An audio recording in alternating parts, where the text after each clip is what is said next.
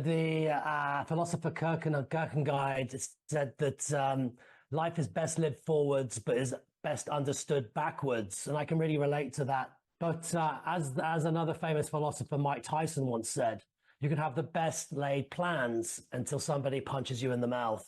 And this is what happened to me. So I had a successful career in management consultancy.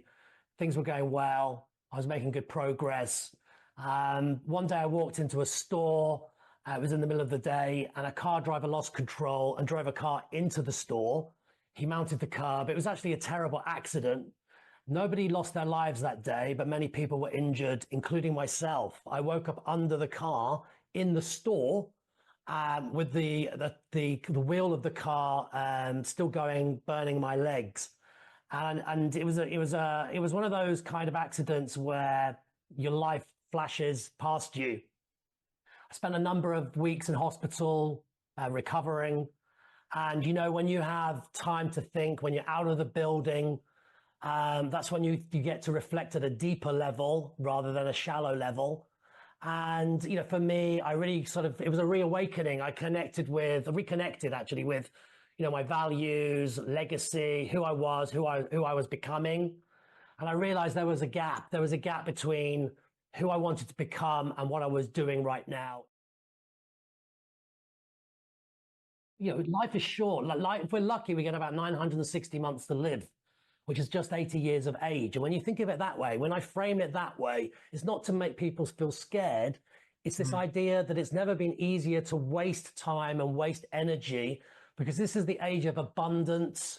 Also, we have technology that's incredible, but technology can make the trivial seem urgent. Think about when you look at your day, reacting to emails all the day, everything seems exciting and urgent. Probably less than 5% is actually important.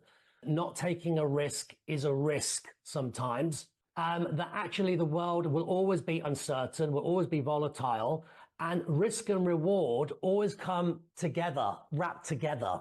We forget that. Risk and reward travel in the same elevator.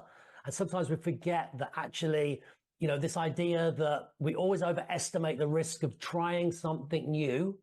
Could be a new way of working. It could be taking a career break. It could be applying for a new job in a new sector, whatever it is. We always overestimate the risk of doing something new, and we always underestimate the risk of standing still. Disruption for me is a secular and structural, here to stay inflection point. But if we take it down to a more granular level, disruption can also be a family disruption. It could be a divorce.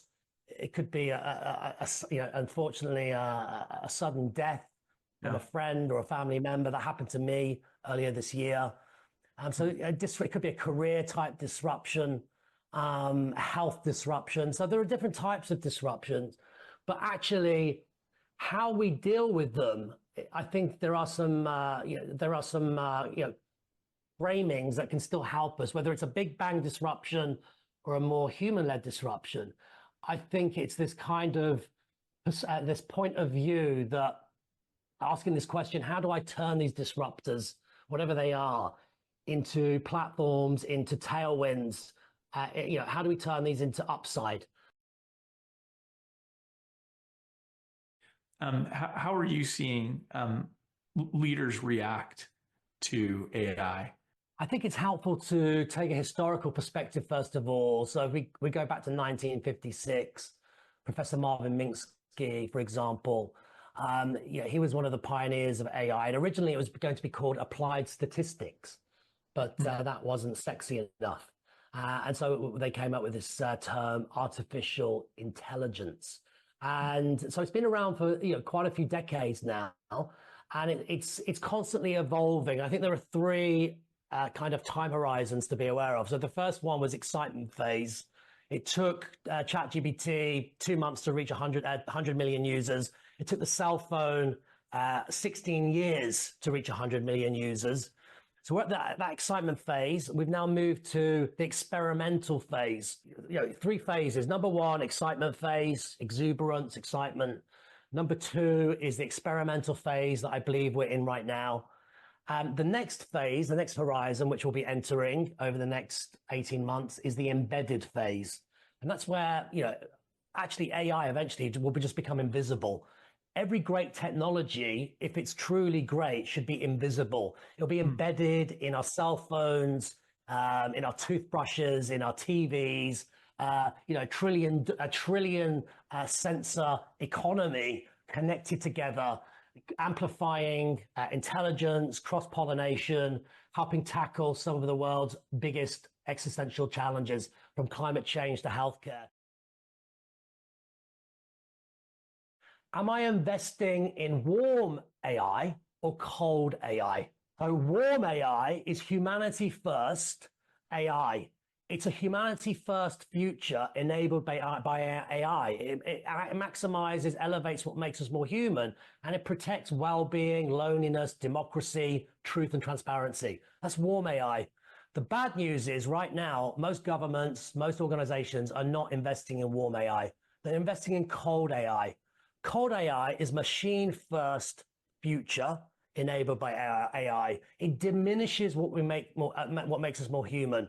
It basically elevates division, disinformation, truth decay. It erodes well-being. We've got a loneliness epidemic right now. 300 million people report having no friends. Many young men especially are suffering, and that's going up exponentially. Although we're more connected than ever on social media, on Instagram, on TikTok, many of us are more lonely than ever. And so that's the difference. Are we investing in a warm tech future or a cold tech future? I think the collective blind spot right now is actually, when I experiment with a lot of this technology, I think it's cold tech. And so if AI is just doing parts of the job which we're already doing, and what we're left with is other boring parts of the job, that's not return on intelligence. And so that's a big question. We should be using AI for speed to insight, speed to innovation, speed to decision velocity, for creating new scenarios, new products, new services, new platforms, testing out hypotheses. It's a generative tool. The clue is in the name. Generative. It should be a generative tool. It makes us bolder or smarter or faster or wiser than the sum of our parts. That's how we can use AI in a really constructive way, as a co-strategist, a co-creator, a co-thinker. But my worry is that many C-suite are just looking at AI to automate, to make cost savings, and to just focus on a very narrow metric, which is shareholder return. I'm a self-confessed failure pioneer. I failed multiple. Yeah, let's do it. Let's confessional. Yeah, I failed multiple times in order to get where I am today. Multiple setbacks, multiple rejections, book rejections.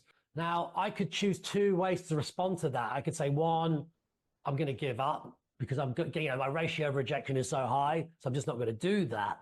Or two, recognize that actually anything worthwhile in life requires resilience, requires persistence, requires grit. And that's been the big lesson for me, that I'm here because I've overcome probably more failures than the average person. And that's been painful, but I've made pain part of the process and understand that if I'm not hurting, I'm not growing.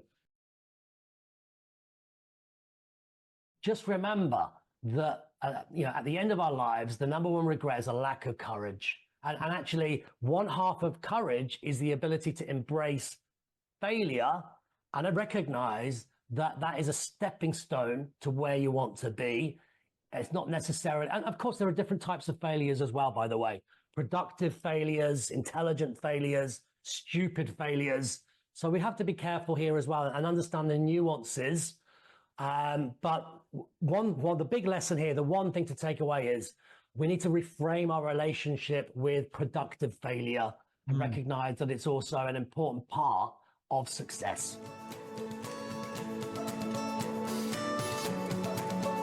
If you enjoy this podcast, please make sure to subscribe. And to stay updated on everything that the Action Catalyst is up to, make sure to follow us on Facebook and Instagram at Action Catalyst Podcast and on Twitter at Catalyst_Action. And thanks for listening.